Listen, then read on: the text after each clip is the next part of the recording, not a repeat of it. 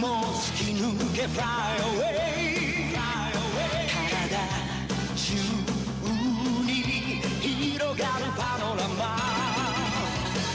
顔を蹴られた地球が起こって火山を爆発させる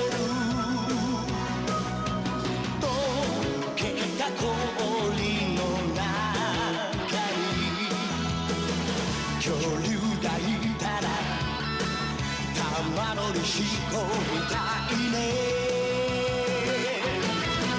チャラヘチャラ何が起きても気分はヘロヘロカッパチャラヘチャラ胸がパチパチするほど騒ぐ元気がチャラヘチャラ頭から棒の方が夢詰め込めるチャラヘチャラ笑顔ウルトラ Z で今日もアイアイアイアイアイ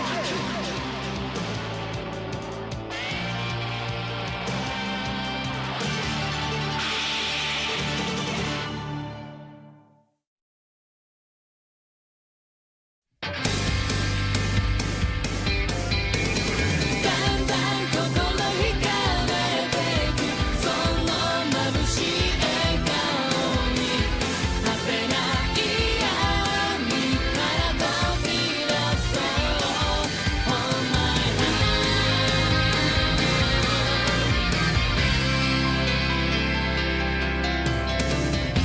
君と出会った時子供の頃大切に思ってた場所を思い出したんだ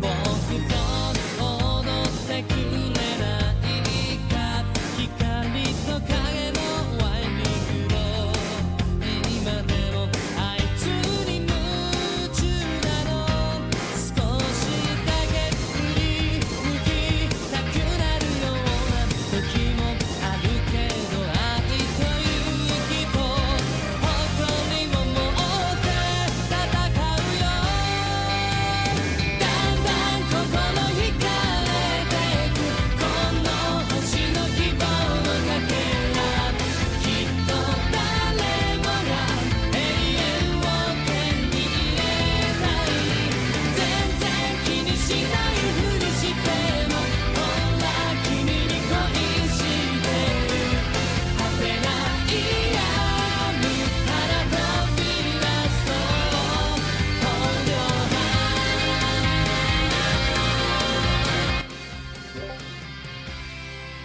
Okay, hello everybody. All right, we're back at it again. We're now writing our fantasy novel again. Lovely weekend, and now we're back on track. Back in the sack. Not really.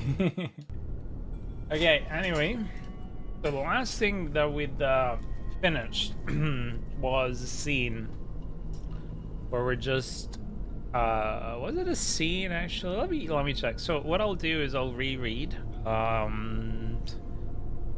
I'll reread starting from here because I believe that's that's.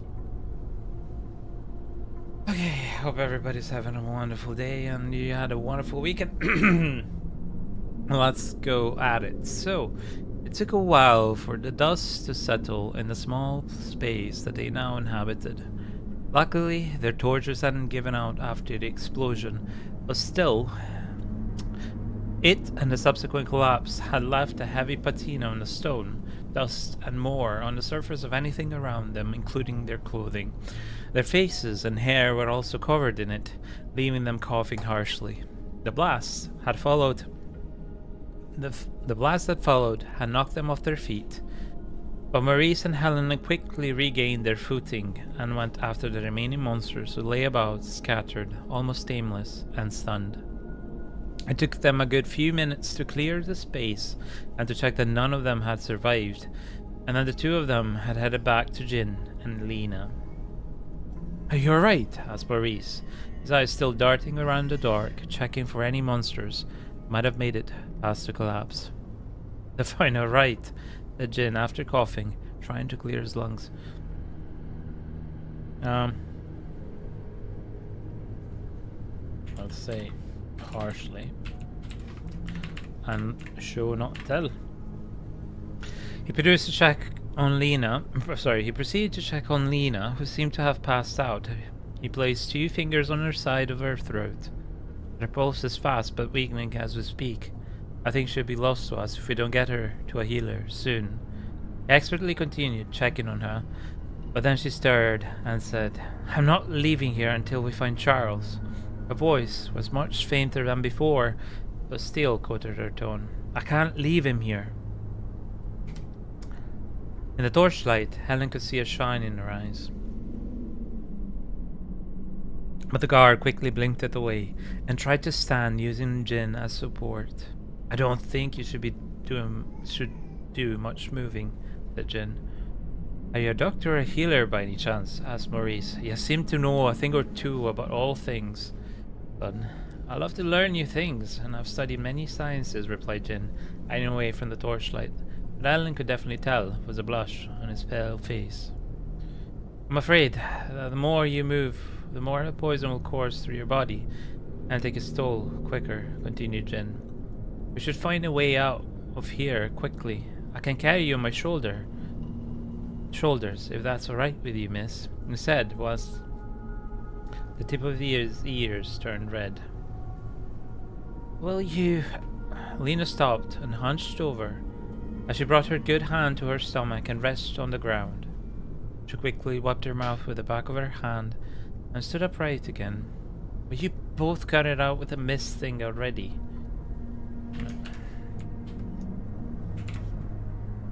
"It's starting to get on my nerves. There'll be no need to carry me. I've had worse hangovers than this." Maurice looked at her, raising an eyebrow. "The poison of Aziza has killed many a person before. It's fast acting, and in all honesty, I'm surprised it's still standing."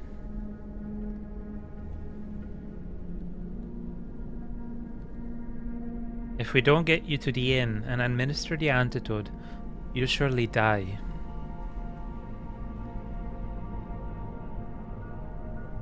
There was no sarcasm or warmth in his tone. On that note, Jin checked Lena's bite on her right arm, cleaning it with the inside of his tunic to remove the dust and bringing it to the light closer to examine it. "Gangrene is already starting to take effect in your fingers," he said with a serious tone. "You will lose your arm if you don't get the antidote within the next 10 minutes, and that's if the poison hasn't already stopped your heart or destroyed your brain." He then turned around and asked, "How far away are we from the inn?" "Looking at the map earlier, we got a maximum of 10 minutes till we reach it, but that's if we leg it." Said Jin pensively, stroking his chin. Helen looked behind them at the collapse. "Is there a way for us around this to find the others?" she asked. "I hate to be the bearer of nefarious reasoning, but," said Jin, ruffling the back of his hair, "the likelihood of them surviving a crash like that one, right on top of their heads, is very slim. It would take a miracle for them to have moved out of the way that quickly, or for every single stone to have missed them entirely." "I know he's alive, I can feel it," cried Helen to a young man. "I don't know how to explain it, but he's still here. I'm sure of it." They're looking at the rest of the group. Maurice's eyebrows perched together, and then he nodded after a few moments. "I've checked the wall of stone that has collapsed. We won't be able to get through. In fact, I wouldn't dare stay here any longer or move a single stone, as that might bring the rest of the ceiling crashing down on us," the innkeeper said without dismissing what she had just told them. "Is there no way around it that could get us up there quickly?" she asked him. He took the map from his own dusty rucksack, unfolded it in the torchlight, and studied it intently for a few seconds. "None that I can see. If the distances are correct, And all tunnels have collapsed around us. It would take a good hour to get back to the entrance of the dwelling. But that's at a full run, and I don't think Miss Lena can afford it, he replied in a dry tone. I'll not risk her life nor yours, no matter how stubborn she might be. We barely escaped with our skin from the tide of the Ziza. We don't know what else could be lurking around these corners. If the numbers we fought earlier are any indication of what might lie further into the dens, we would need a team armed to the teeth to risk a rescue. Helen bit into her lower lip. She knew there was no way for them to find her brother and the remaining members of their group in time, and she knew the risks that Maurice had told them were true. But the knot in her stomach wouldn't budge as she fought the compulsion to rush at the cave stonework and dig with her bare hands. One second, there's one thing that I can't see. My YouTube.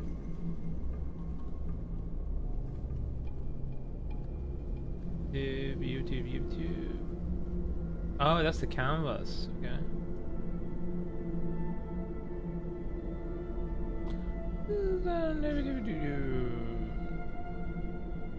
Command's control? No, that's not what I want.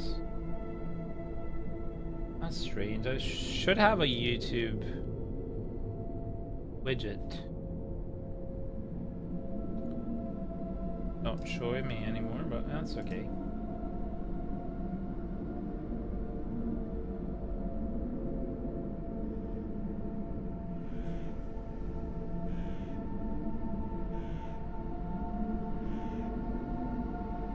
Right, so is this live now?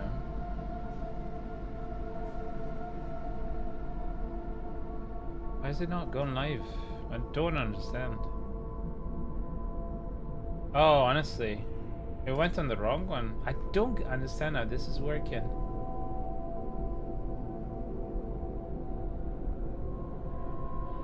Oh, this is so frustrating.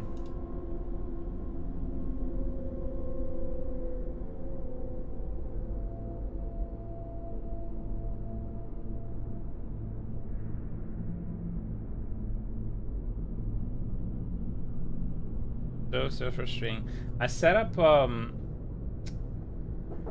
yep, one sec.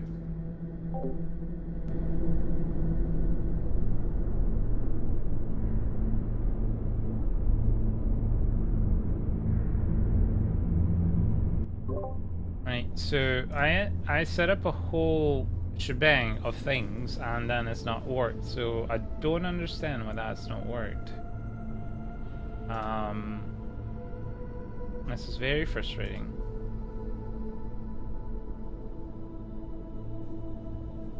Alright, this one is working, but the other one ain't. Oh well. How we do? Studio, channel, content, live. Going to open this one, oop, copy it into the other one.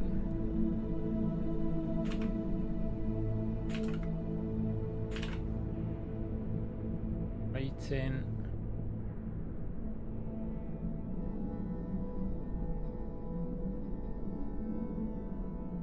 This is very frustrating. I mean, if there's no point in me doing it from the beginning, then there's no point. I spent time setting up the stream earlier, and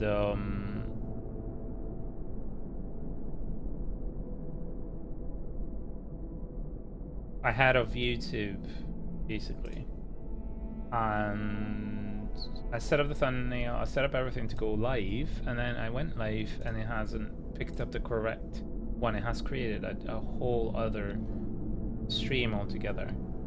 So what I have to do now is delete that one, which is not the one I wanted, I guess,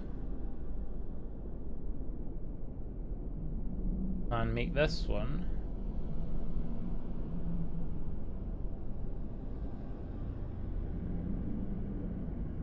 This one there, that everybody's watching now. Well, saved.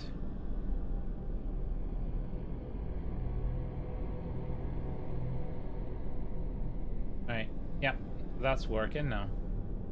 Yeah, I'm just gonna have to do this every time, which is very frustrating, but there's not much I can do to it.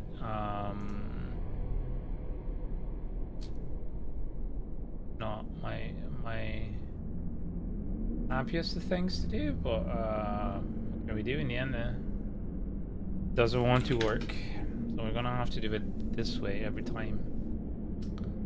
Yo.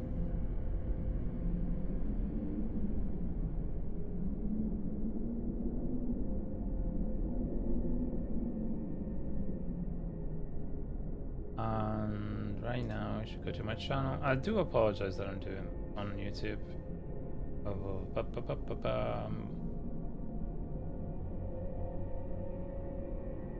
Live. Alright, go. So I can see my live stream as well. I do apologize about that. Do interrupt. So.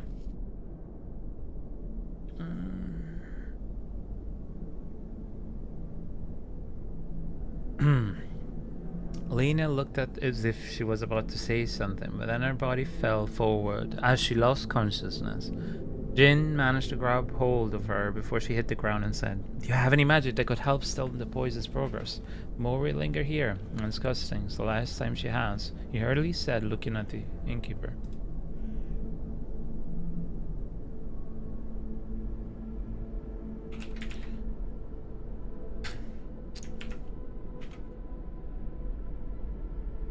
Maurice pondered for but a second, and then he said, "Lay her down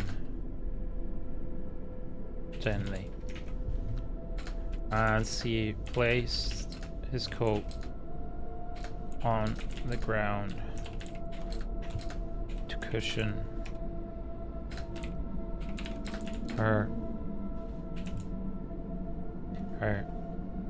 the back of her head.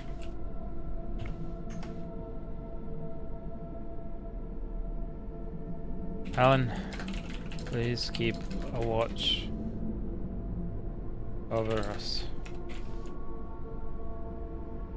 I haven't done this ritual in some time, and I'd rather not mess it up. She nodded and went towards the entrance, the exit of dwelling.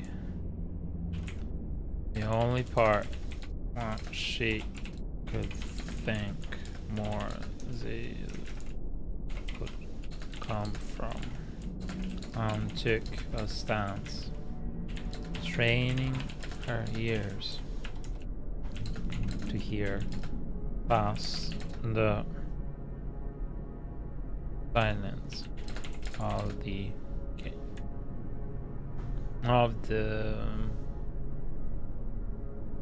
it's in the dark. Nope. What the frick? No, I did not mean you to go there. Okay. Right, so I'll say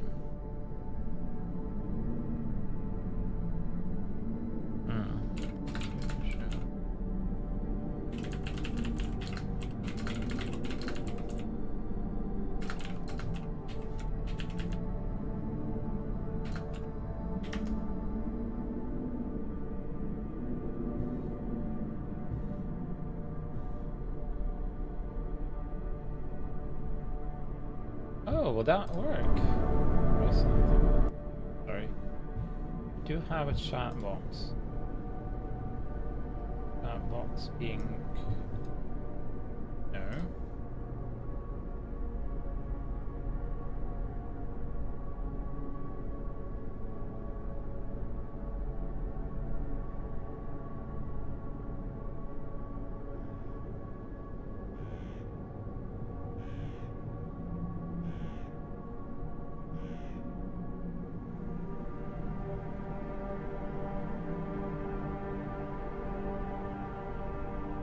could do that, and then let me test something. Test, test. Not work.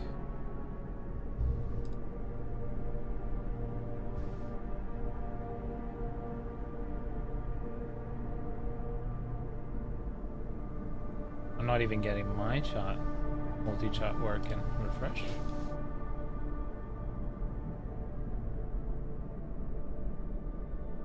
What? I haven't the faintest as to why that's not working. But perhaps that is something to wonder for another day. We'll see how that goes, if it goes or doesn't.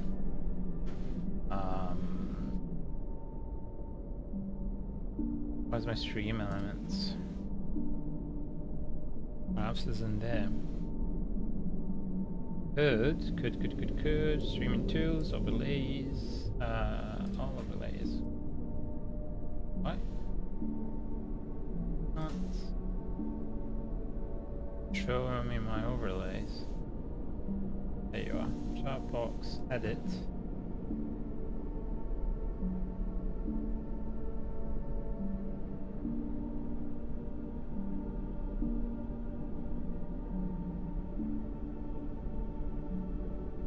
Second messages straight after.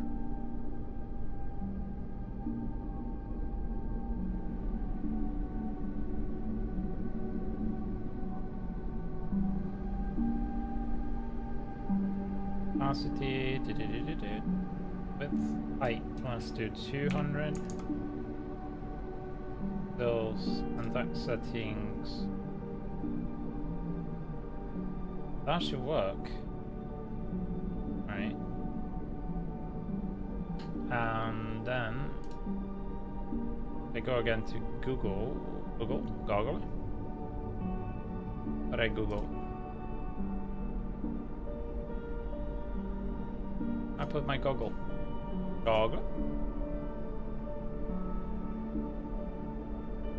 There you go.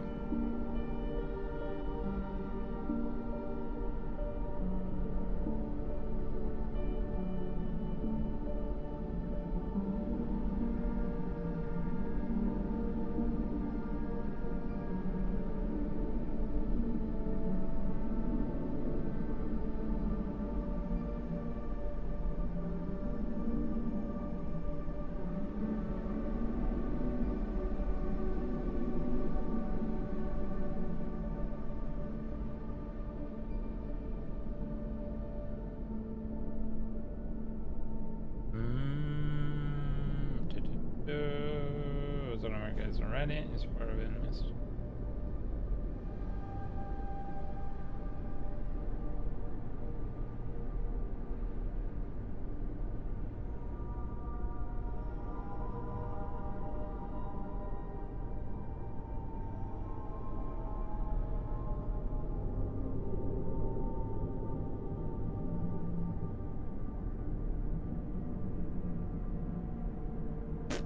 Okay, well, I don't know why that's not working. Let's try and see. I do this test. That's working on there. That's not working on Kick. Why is it not working on Kick? Oh well. Size that.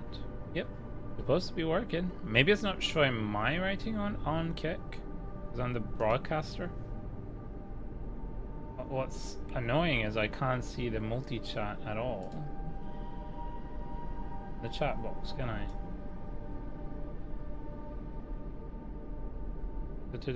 Test. Oh, well that's working.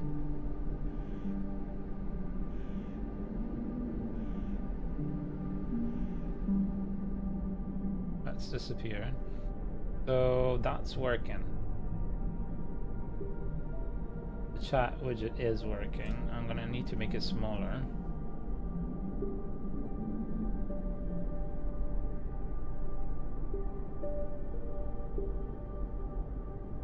Okay, 100. tools by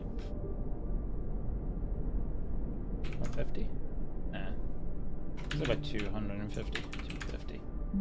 Whoa, well, that's too big. 50. Okay. Capacity, keep it as that.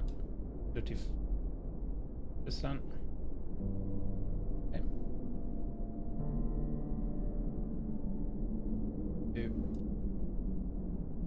Do all this.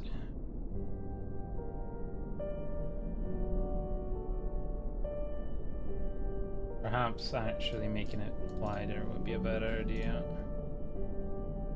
Go through 3. Right back. Okay, and then now if I write on kick,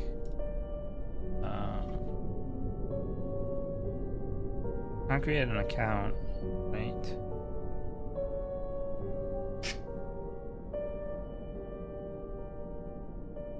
I won't be able to answer if it doesn't kick. Well, we'll try. If it works, it works. If it doesn't, it doesn't. I'm sorry. Because I'm trying to figure out all the gist of things, and multi-streaming is such a pleasure. Alright, so straining your ears to hear past the silence in the dark.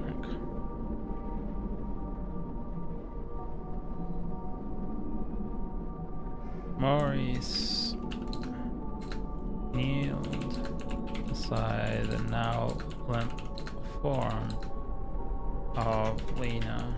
Her breath was fascinating by the second. Jen was holding her pearls, counting in his hand.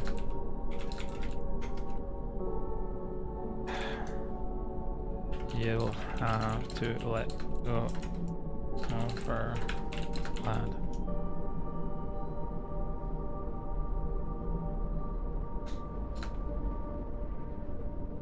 I don't want to affect you too. What are you planning to do? No time to explain. Please let me come. Wait. I've never been my best at the healing words. Wish my missus was here.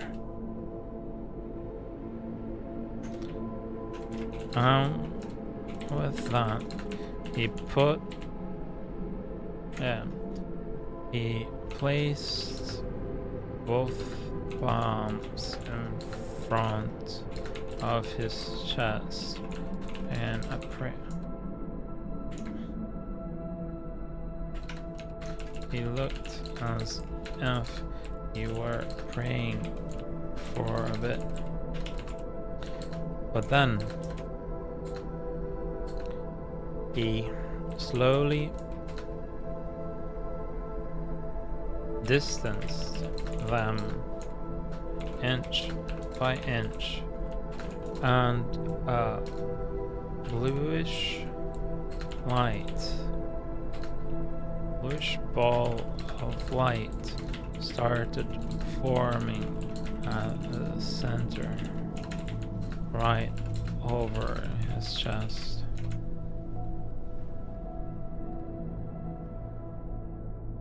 The innkeeper was mumbling some words Helen had never heard before under his breath.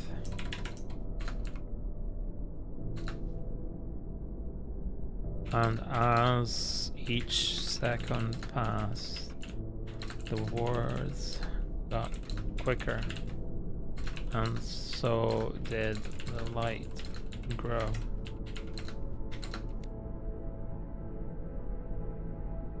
brighter and brighter.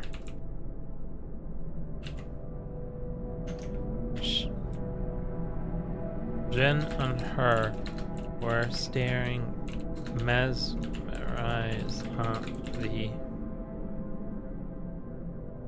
process, but she shook herself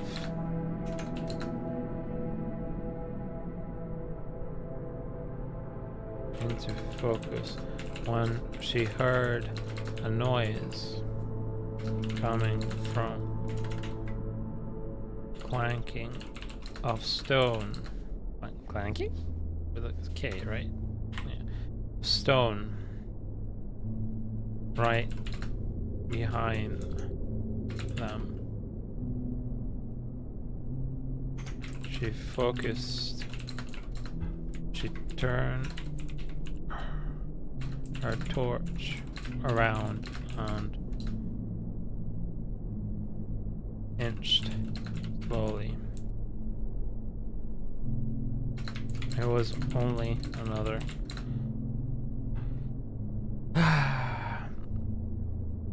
part of the ceiling.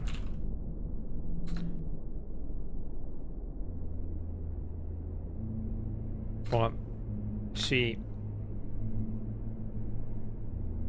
decided that it'd be best to keep watch.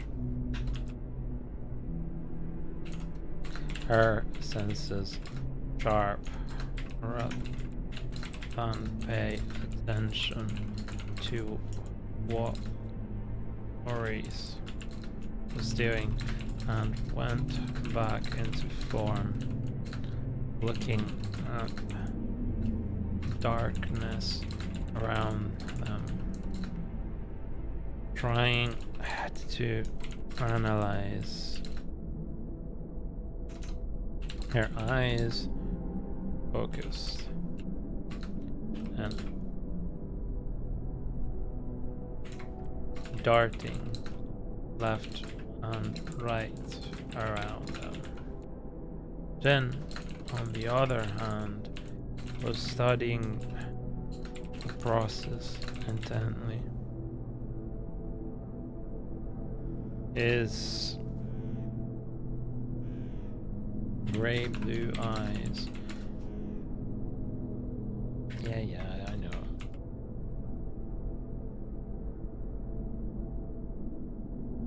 Are wide, and his brow furrowed.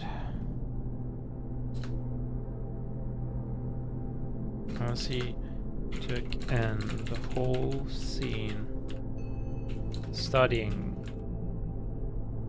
the process, magic, or whatever it was, he thought.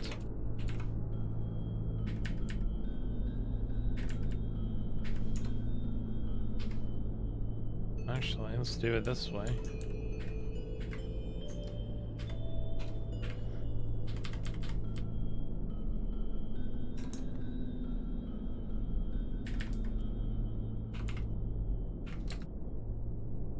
Whoever it was,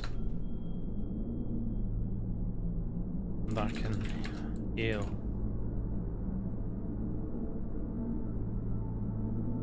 My applications. This could be endless. He thought to himself, trying to take in as much as possible and making mental notes to ask about it later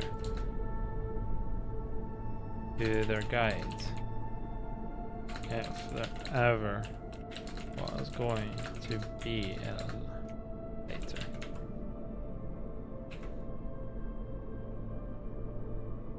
Wait, is that? Yeah, that's fine. Cool. Okay.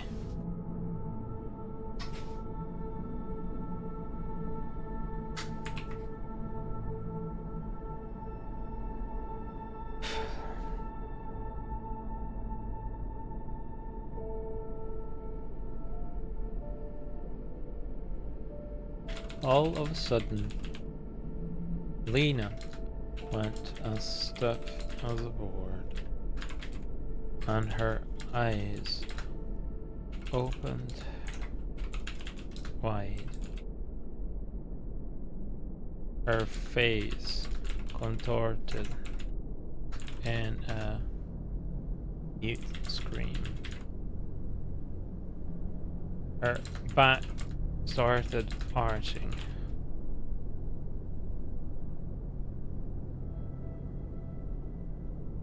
I should say something here. This won't be pleasant for you. I'm sorry.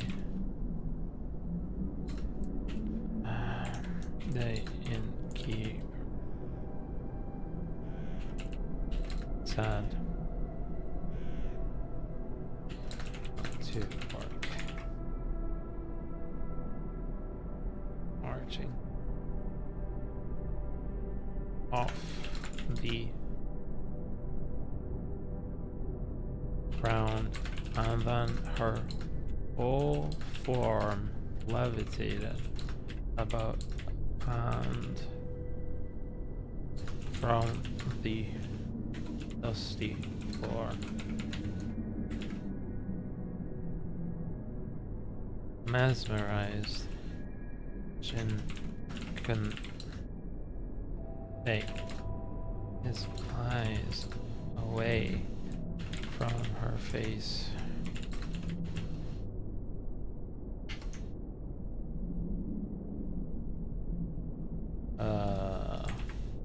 Oh yeah, because I'm writing,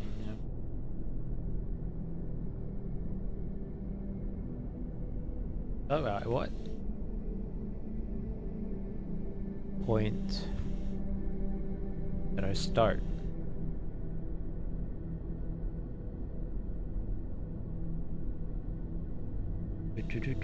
Where there?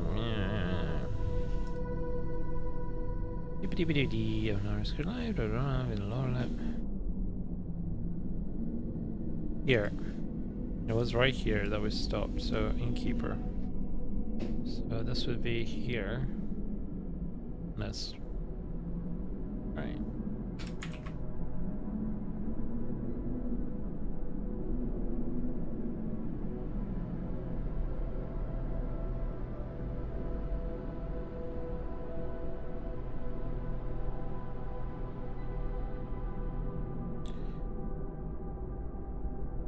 Maurice then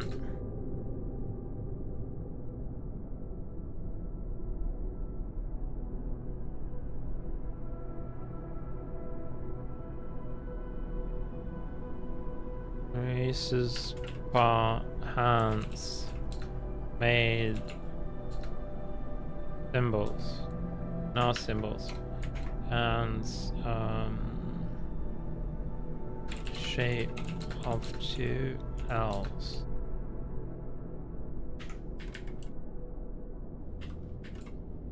From them as he then started pushing the bright ball light, which by now looked as hot as flame, towards Lena's heart. Although the light was intense, Jen could feel no heat emanating from it.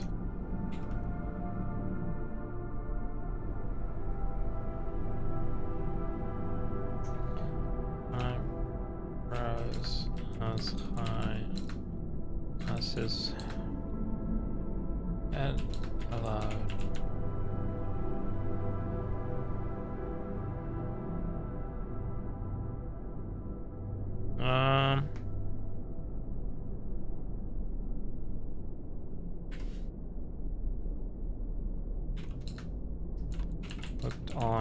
to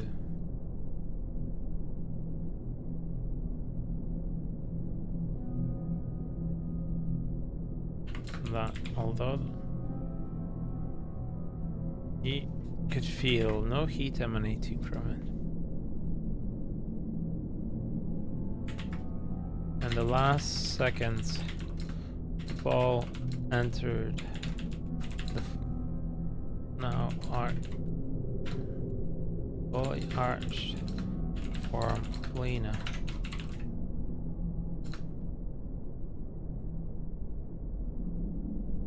And then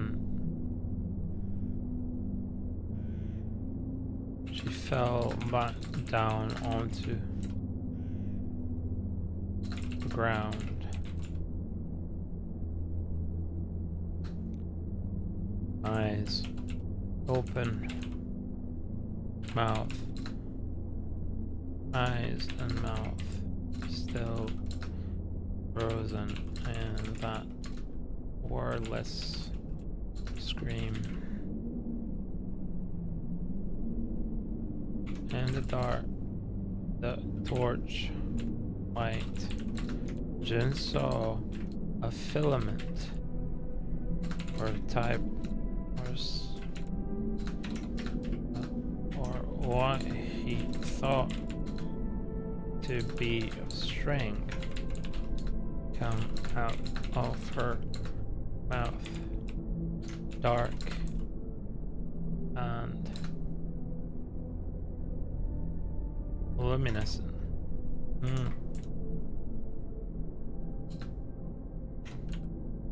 Of a dark color.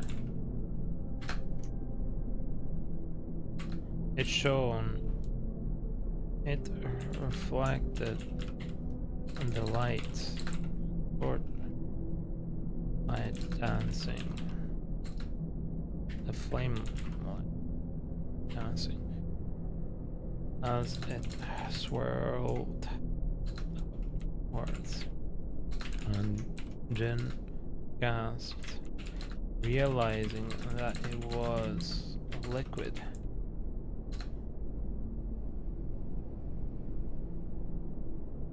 Floating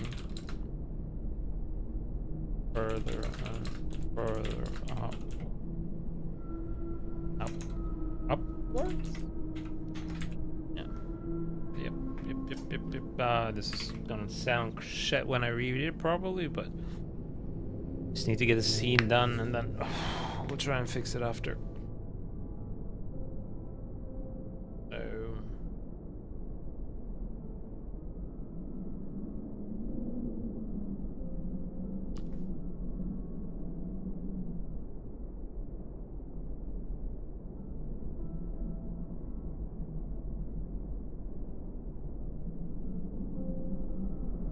Further and further upwards.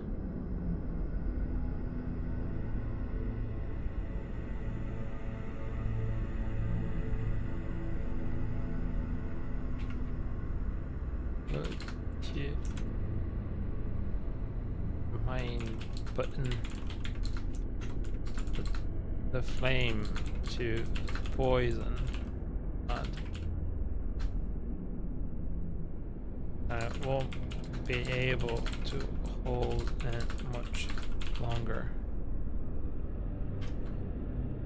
Jin shook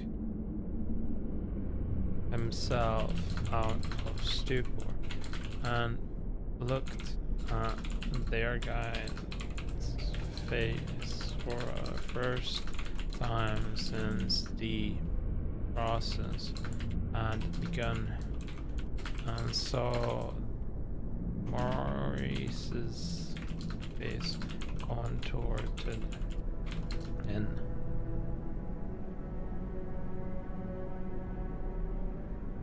with focus and strain, as if he were trying to lift an incredible weight with all of his might. The boy quickly furnace and put torch to the floating liquid, and it burned of unnatural green light, which burned with a flash of an unnatural green light, which cast shadows away for a second, an instant around them.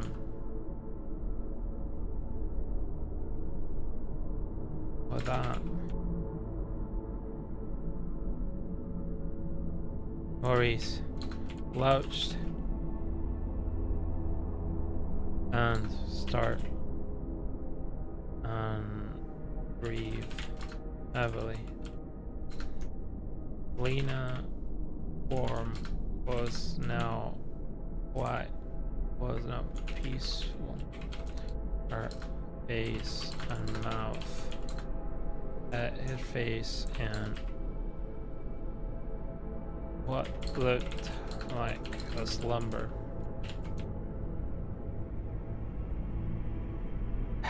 What did you just do?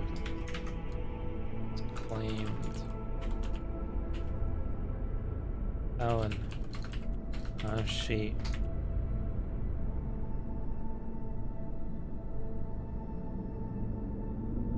stared at the scene, mouth gaping.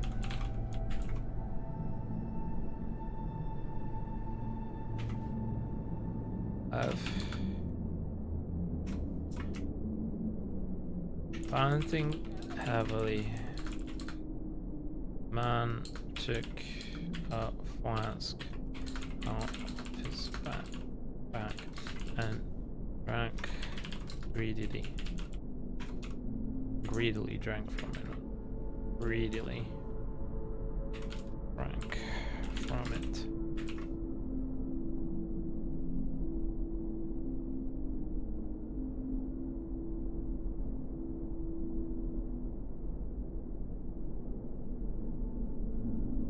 Alright, so what I understand is there was a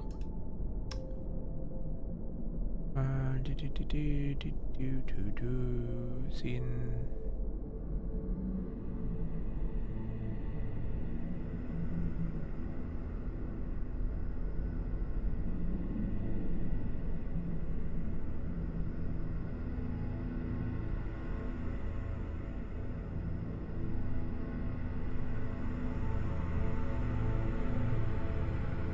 Oh well, whatever.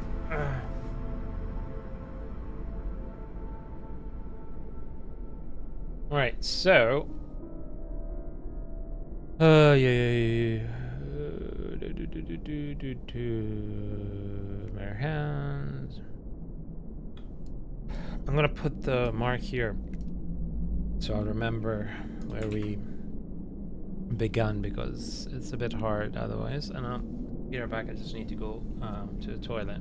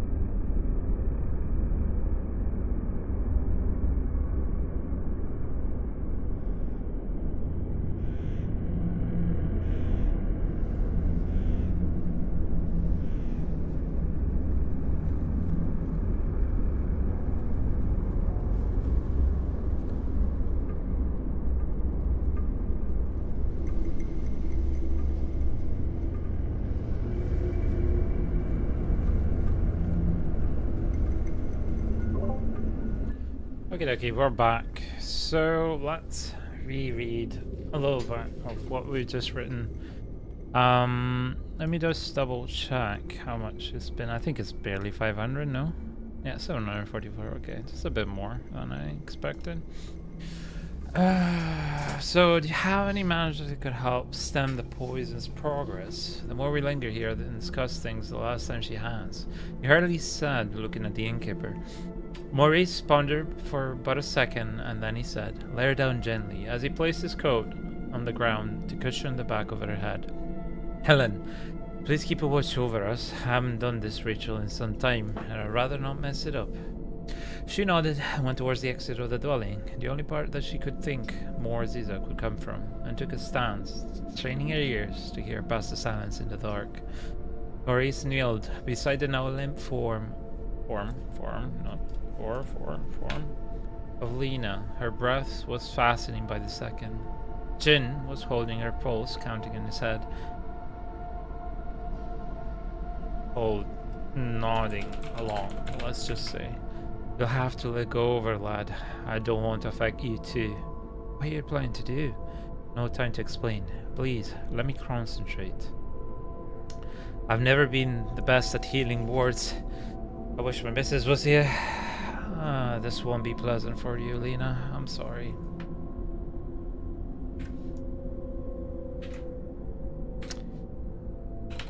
He shook his head and looked down at their guide.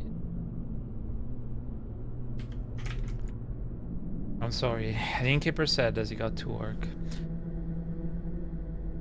With that, he placed both palms in front of his chest. He looked as if he were praying for a bit, but then he slowly distanced them, inch by inch, and a bluish ball of light started forming at the center, right over his chest. The innkeeper was mumbling some words Helen had never heard before, under his breath, and as each second passed, the words got quicker, and so did the light grow brighter and brighter. Jin and she were staring mesmerized at the process, but she shook herself into focus when she heard a clanking of stone right behind them. She turned her torch around and inched slowly. It was only another part of the ceiling, but she decided that it would be best to keep her senses sharp rather than pay attention to what Maurice was doing, and went back into form. Looking at the darkness around them, her eyes focused and darting left and right. Jin, on the other hand, was studying the process intently. His grey-blue eyes were wide and his brow furrowed as he took in the whole scene, studying the process. Magic, or wherever it was, that can heal.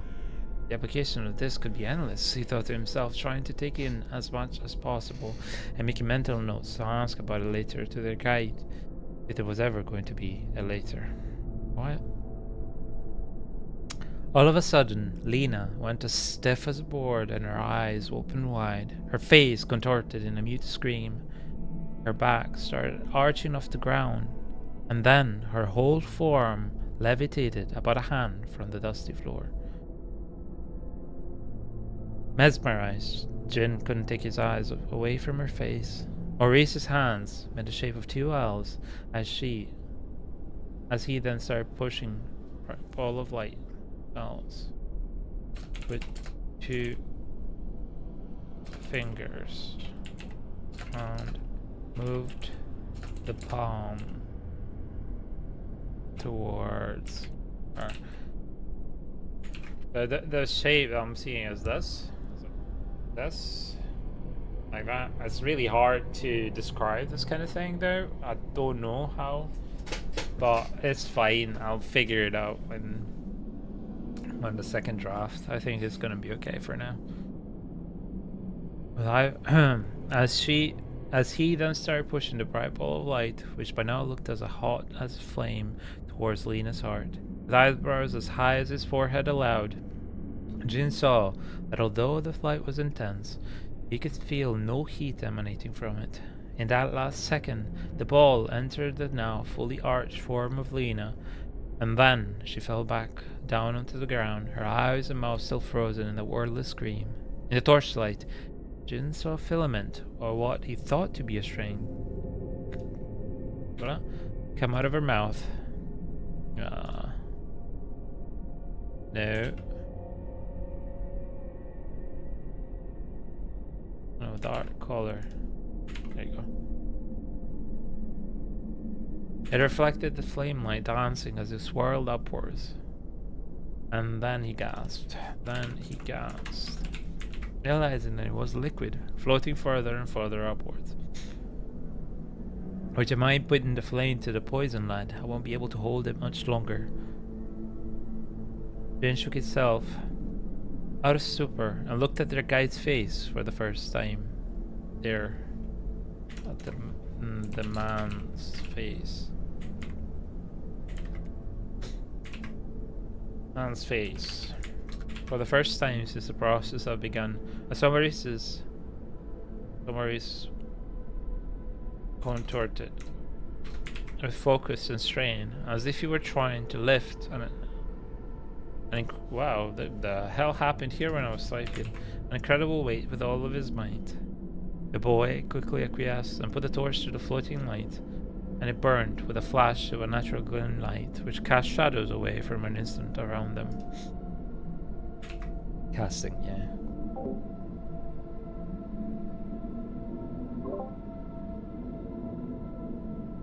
With that, Maury slouched and breathed heavily. Nina's form was now peaceful, her face in what looked like a slumber. "What did you just do?" exclaimed Helen as she stared at the scene, mouth gaping. Panting heavily, the man took a flask out of his backpack and greedily drank from it.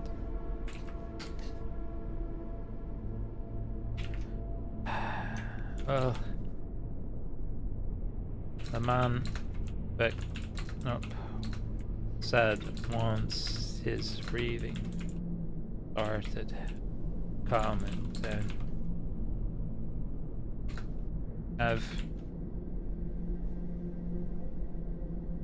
I've hopefully managed to take some of the poison from her heart and vital organs away and have frozen her into a coma to allow poison. I couldn't.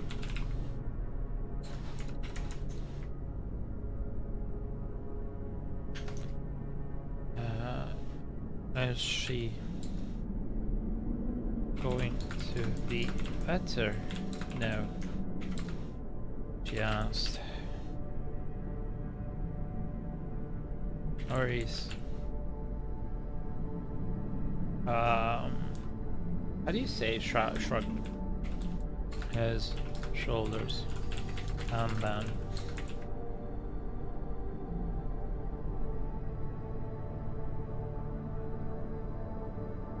a sec.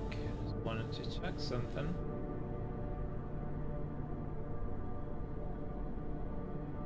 And then continued. I've only stem speed at which the poison was destroying our body.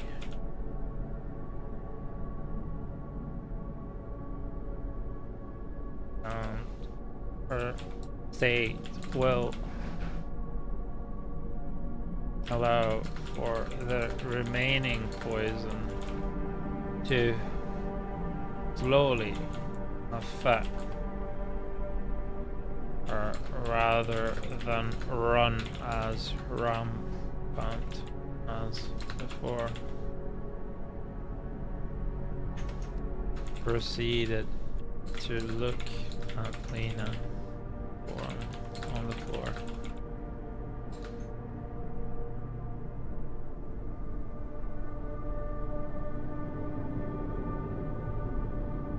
And nodded. She is a strong one.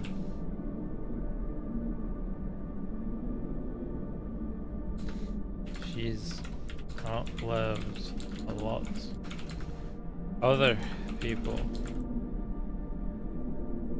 that I've seen in this situation. We need to get her to the end quickly as possible to try and save her.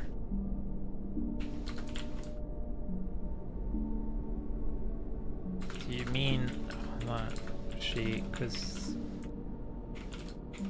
die? This time it was in blast.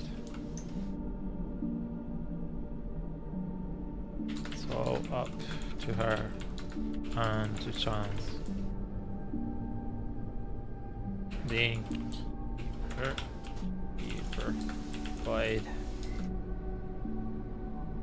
Yep. If we manage to make it back, then we can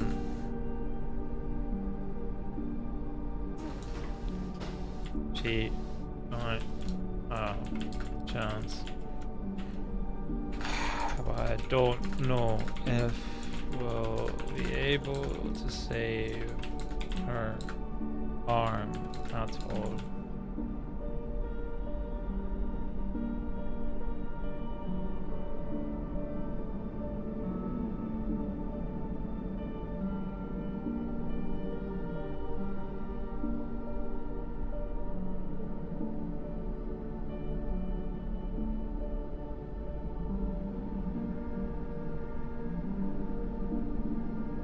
So we haven't much time. We're quite in, and there's no way for us to find the three others, our group, lest we let her die.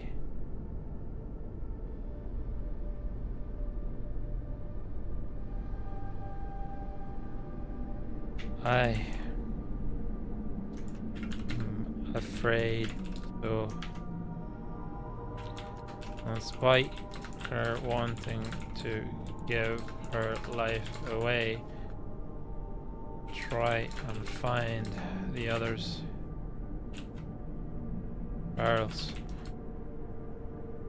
It would be a monumental waste.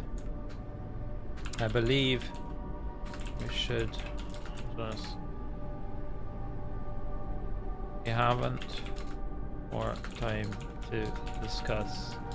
We have to leave now. And with that, Jin nodded and looked at Helen.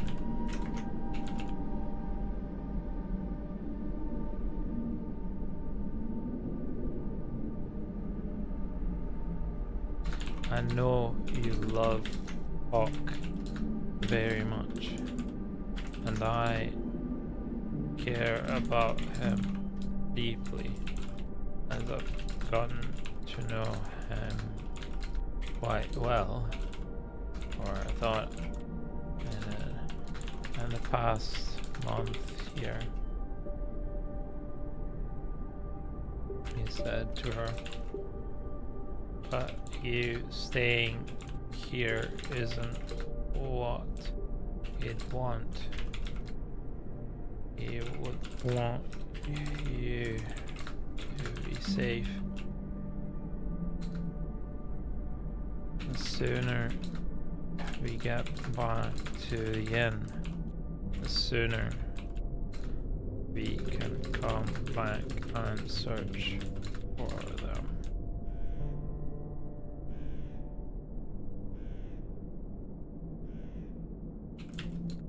The young boy, yeah man,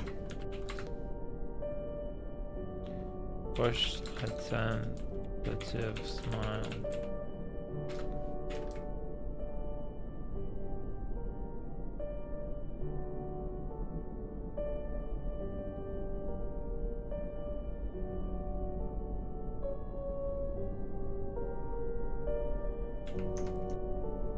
Helen's. Alright, so how is she apply here? Oh. What does she do? Give me a sec.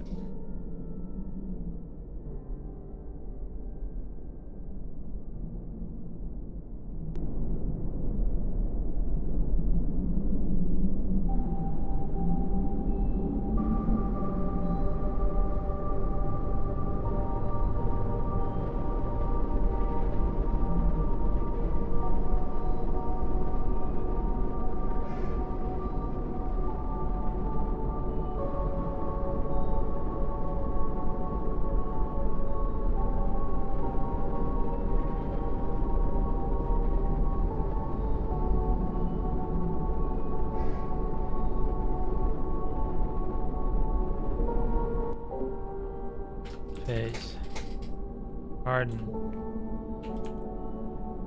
as she realized that there was no way for. By the way, my freaking. I think my music is a bit too loud, isn't it? I do apologize. I hope you managed to hear what I was saying as I was writing. Anyway. Helen's face hardened as she realized there was no way for them to. There was no way her to find her brother without help.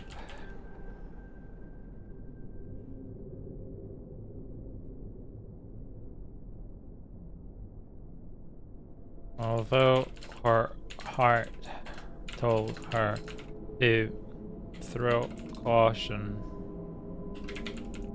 to the wind and rush around the underground, trying to find a way to save her brother. Save Hawk. She knew that the likely outcome of that would be failure, or even worse, death. Okay. She searched for that feeling in her heart that told her that her brother was still alive, and wished that she could have a compass straight to him.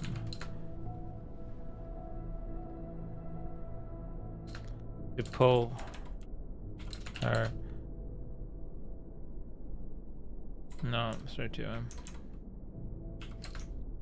She held that feeling in her mind and used it to force. Not the matter, not to force, you used it to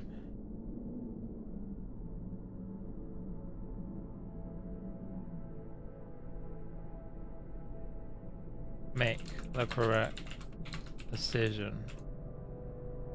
It felt to her as if she were leaving a piece of her willfully behind. That is a well. If she were willfully leaving a piece of her behind, I think that would read better.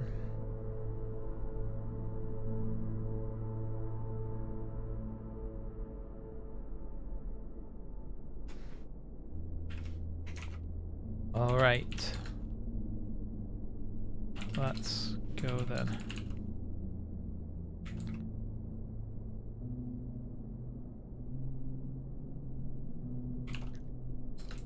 Then nodded and went and placed Lena behind his back and said, "I'd best take her and leave possible fighting to the two of you, as I'm not much, as I'm of no use either way."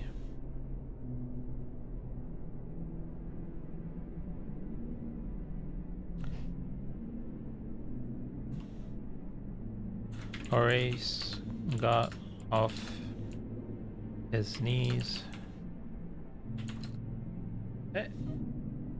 Warren Lyman, like how there's no commas to break blah, said blah blah. Is that a popular style?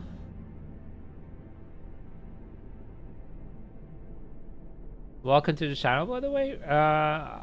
Like there's no commas to break blah, said blah blah. Is that a popular style? Can you give me a better example? Because those are just exclamations versus blah. Ah, okay. I don't actually know what the grammatical use for that would be. I think when you're translating sentence, so basically we're talking about a discourse, right? So one of the characters is speaking. You could use the sentencing of comma if you don't use a punctuation mark of, you know, like a dot. So, for example, the way that I've done it here, like if you see, and even here, this is gonna say, tell me, yeah, see, it's gonna tell me that I should have put capital letters because the punctuation marks allow me to not have to do that, but I would reckon that you'd have to, if you're continuing the same sentence of the character, right? It would probably have to be like that here, and then that there. And then see, it doesn't make any mistakes anymore. So I think that's the proper grammatical use of how you're supposed to say it. Whereas if it's the character speaking and then that's it, then you're gonna break up the phrase with a comma, and then you either go around, so into a you enter, you press enter, and you go into a new line or not. Not super well versed of with sorry, a grammar around like minuteness of punctuation. Personally, I feel like when I'm rereading that, right now it's first drafting, right? So on first draft, I don't necessarily go in and put too much time into what I'm doing. Oh, but Landershy, thank you very much for that follow, by the way, on Kick. So on first draft, I just write out the scene, the discussion, the action. There's no phrasing. I don't really look too much at grammar. But when I'm rereading, what helps me a lot understand if I'm writing it correctly is reading it aloud. And when I'm reading it aloud, the pacing inside of the phrases I'm reading it, if there's a stop in my reading, or if there's a disconnect in my mind, I feel it's more instinctual to me. So, but yeah, I think the way that it should be is, if it's a continuation, it should be before the quotation mark, right? So it should be blah. So it would be like that. So I'm gonna write it here at the bottom, right? So it would be blah, then comma, then said John, and then continuation, continued, I think. And then no, actually, yes, I'm missing another comma. So that's how you would do it, right? So that's the sentence. Or you could say blah blah, and then you can continue here, said John, or you could like break and go to the other one. Those are the proper grammatical ways of saying it. Oh, that helps. Granted, not an expert at this. So I just like writing and reading. So. I think that's the gist of things here. That's and as I said, trust your instinct. If you're somebody who reads a lot, you're gonna know when a sentence, when you read your own sentence, it doesn't read correctly. Because again, the way that I've always seen punctuation is tempo. It's as if you were a musician, right? And you can't just, unless you're doing some specific music, you can't just blurt out a piece of music. There's pauses, there is slowing down of the rhythm, and this is the punctuation gives you exactly that. And it's a very powerful tool, one that is not really used. I use a tool called Grammarly. It's just this little thing here, and it allows me to quickly edit the punctuation that I've, or any grammatical mistakes or phrasing that I've done correctly. I don't really use it for rewriting too much, for clarifying. I will see, like, if there's let's say a paragraph that's very wordy, it helps me break it up a little bit more, but that's about it. I just use it for the main grammar. It's much better than the default Microsoft, because I'm using Microsoft. I'm not using any other tools. I mean, just using Microsoft to and Grammarly to help me write it.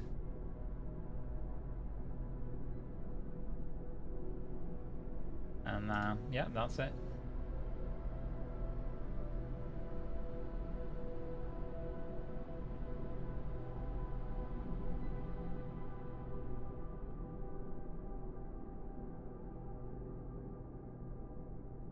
Interesting. Good. God. Right. For some reason, the latest version of the multi-stream is not really helping me. The version beta, yeah, it's not really going as a. Hey, 13, welcome back, my friend. How are you? How are you doing today? That's not really condensing the chat there. It's frustrating. It was working yesterday, now it's not working again. Anyway, let's continue on. He's got off his knees. Got his knees. Dusted them off. Picked up the torch to head towards the exit. Ahead of them. Jin quickly followed Sid with Lena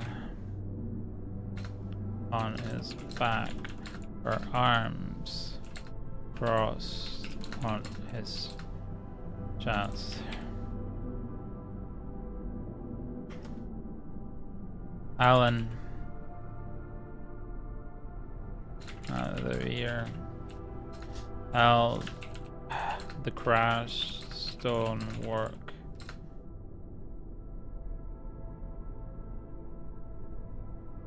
And I held the crashed stonework.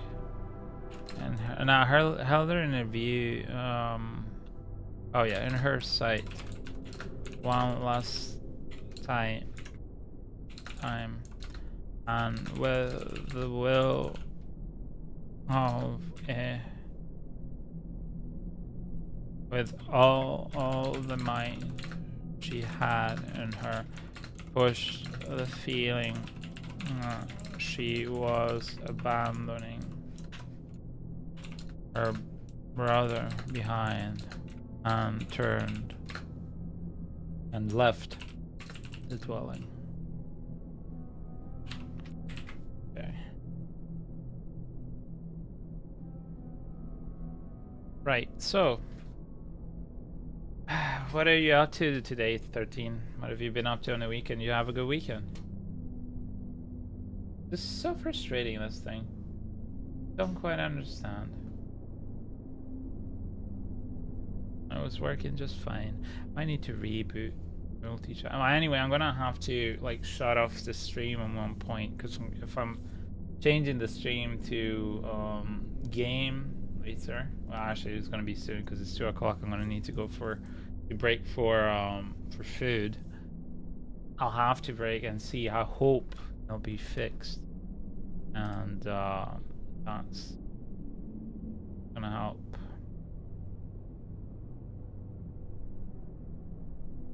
So let's see how that goes. Oh, that's true. The new Mission Impossible is coming out this. What's his face? Was it June? Where's new Mission Impossible coming out?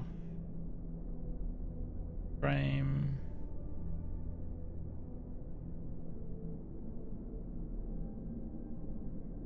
Alright, just checking some messages here.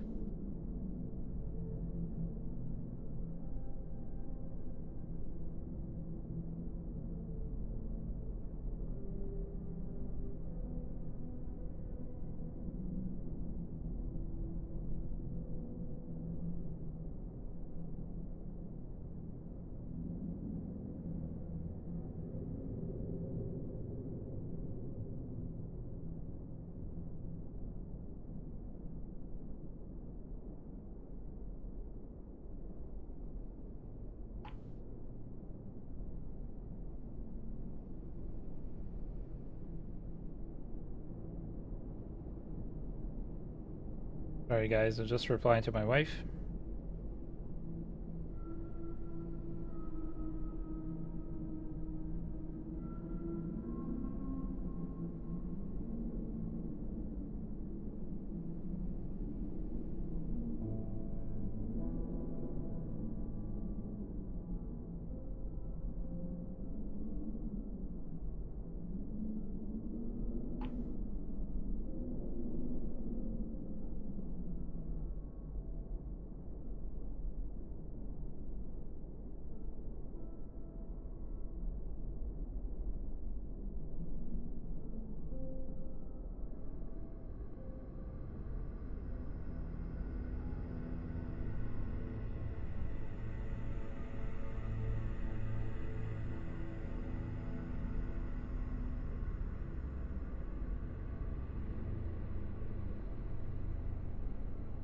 Alright, so have you had any progress on your writing by any chance, 13?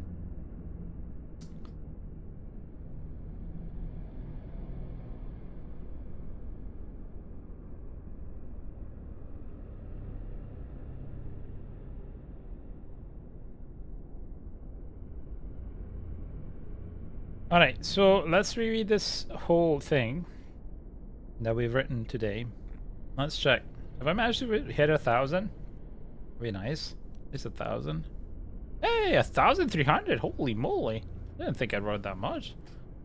I honestly thought I'd written much less. Okay, let's reread this. I'm gonna wait for the eye break to kick off of Twitch, and then I'm gonna reread it. In the meantime, I'm gonna wet my throat.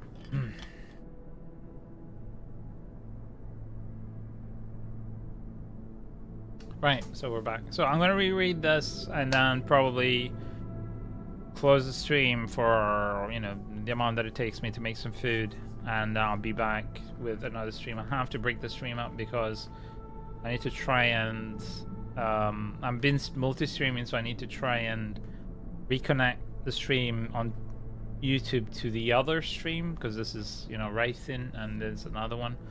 See if that works. If it doesn't, hey, we're just gonna have to do again what I did today, which is re-edit the stream once more. So that, let's get going, and I'll swap to single player game. I'm gonna continue Expedition 33. Tomorrow I will not be online. As my anniversary with my missus, so I'll take the day off and then I'll be back on Wednesday. and therefore I missed the release of the new season of Diablo tomorrow night, which is fine. It's not the end of the world. Anyway, so let's get to reading. Do you have any magic that could help stem the poison's progress? The more we linger here and discuss things, the less time she has, he hurriedly said, looking at the innkeeper. Maurice pondered for but a second, and then he said, "Lay her down gently," as he placed his coat on the ground and cushioned her head. Alan, please keep a watch over us. I haven't done this ritual in some time, and I'd rather not mess it up. Oh, there you go, Water Lemon. There's another one here. There's another way of doing it, because I didn't put, kind of because this is a continuation of the phrase, so he is continuing here, but because the explanation, basically I put an explanation of what he's doing, so there's more wordness. I wanted to put the break here. It would make more sense rather than dot as he plays dot. It wouldn't work with as anyway, so that's another way to put the comma. Helen, please keep a watch over us. Haven't done this ritual in some time, and I'd rather not mess it up.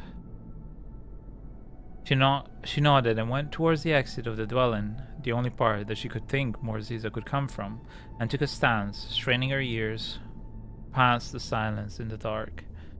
Maurice kneeled beside the now limp form of Lena. Her breath was fastening up by the second. Jin was holding her pulse, nodding along. You'll have to let go of her, lad. I don't want to affect you too. What are you planning to do? There's no time to explain. Please, let me concentrate. I've never been the best at the healing words. I wish my missus was here. Right here. He shook his head and looked down at their guide. This won't be a pleasant for you, Lena. I'm sorry. The innkeeper said as he got to work. Well, you could do it that way as well. I think there's two ways to do it, honestly. I just don't know. I think you could do it that way.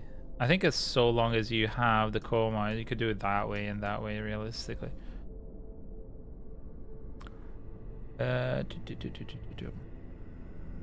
With that, he placed both palms in front of his chest. He looked as if he were praying for a bit, but then he slowly distanced them, inch by inch, and a bluish ball of light started forming at the center, right over his chest. The innkeeper's mumbling some words Helen had never heard before under his breath, and as each second passed, the words got quicker, the words became quicker, and so did the light grow brighter and brighter. Jin and she were her, and her, and her, were staring mesmerized at the process, but she shook herself into focus when she heard a clanking of stone right behind them. She turned her torch around and inched slowly. It was the only other part of the ceiling. Oh, it was only another part of the ceiling, but she decided that it would be best to keep her senses sharp rather than pay attention to what Maurice was doing. She went back into form, looking at the darkness around them, her eyes focused, darting left and right.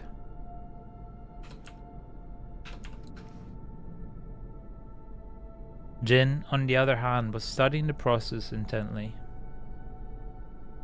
His great blue eyes were wide and his brow furrowed as he took in the whole scene, studying the process. Magic, or whatever it was, that can heal. The application to this could be endless, he thought to himself. Here. Boink, boink, and do this way. He thought to himself, trying to take in as much as possible, but making mental notes to ask about it later to their guide, if there ever was going to be a later. All of a sudden, Lena went as stiff as a board. Yeah.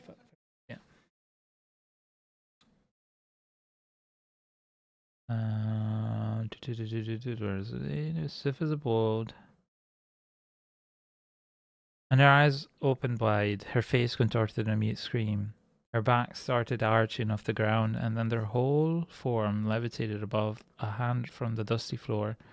Mesmerized, Jin couldn't take his eyes away from her face.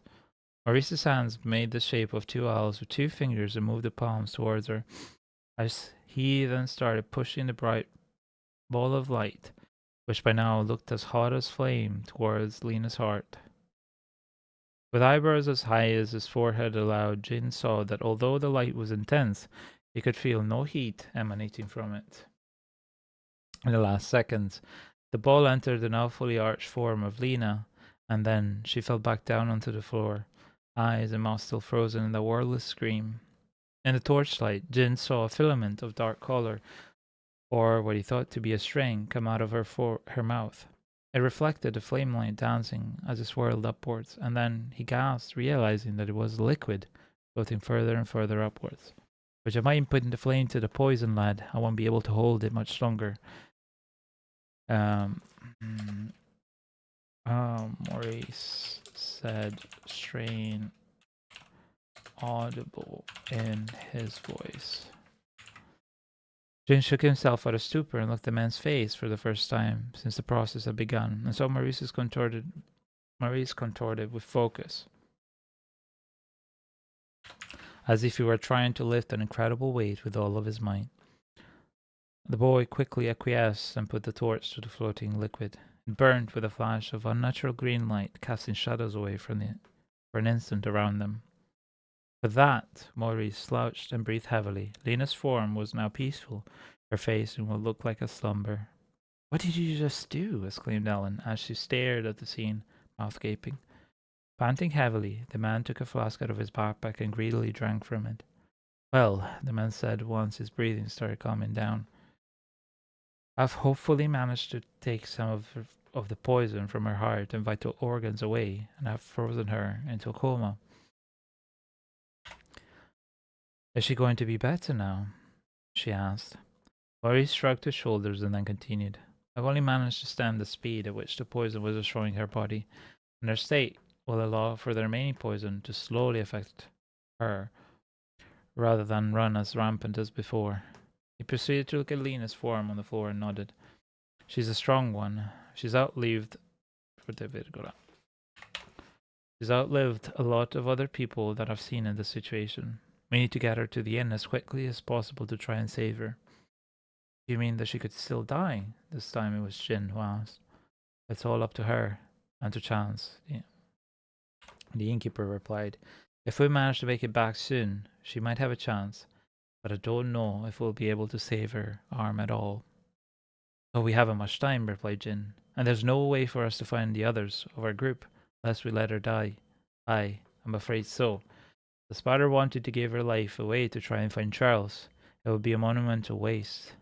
We haven't more time to discuss. We have to leave, now." Jin nodded and looked at Helen. "I know you love Hawk very much, and I care about him as deeply as I've gotten to know him quite well, or I thought I did, in the past month here," he said to her.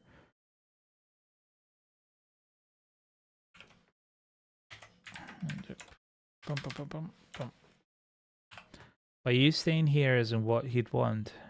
He'd want you to be safe. The sooner we get back to the inn, the sooner we can come back and search for them." The young man pushed a tentative smile.